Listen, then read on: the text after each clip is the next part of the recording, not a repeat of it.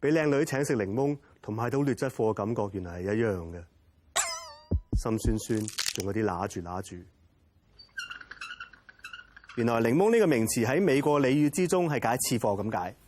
所以經濟學家喬治亞克洛夫提出嘅檸檬原理 （Lemon Laws） 亦可以叫做次貨原理。所謂檸檬原理係用嚟解釋隱藏信息嘅瞞騙行為所造成嘅現象。舉個例講，市場上絕大部分販商都喺賣豬之前灌啲豬飲大量嘅清水，目的係增加豬肉重量，賺取更高嘅利潤。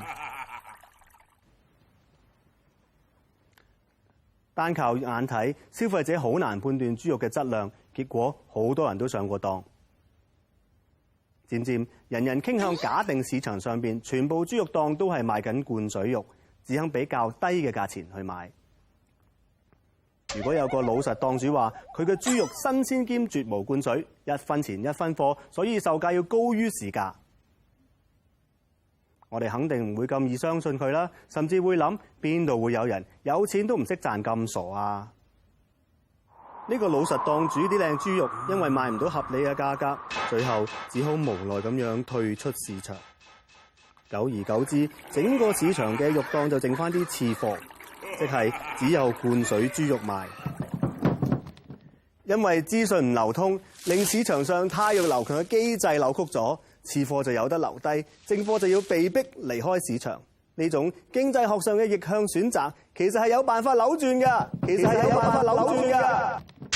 首先就要誘使賣方向買家披露真實信息。經濟學家就提出信譽解決法嘅信號顯示機制。信譽係一種保證嘅形式，而社會公眾對於嗰啲信譽良好嘅企業會提供額外嘅獎勵，例如多啲人樂意幫襯啦，使呢啲良心企業得到實質收益。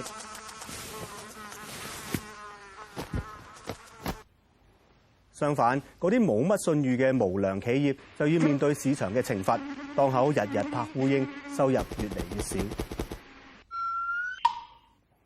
保持市場資訊流通，建立賞罰制度，次貨自然會逐漸淘汰。當市場上冇晒次貨，亦即係冇晒檸檬市場，咁樣我哋大家都唔使咁容易食檸檬啦。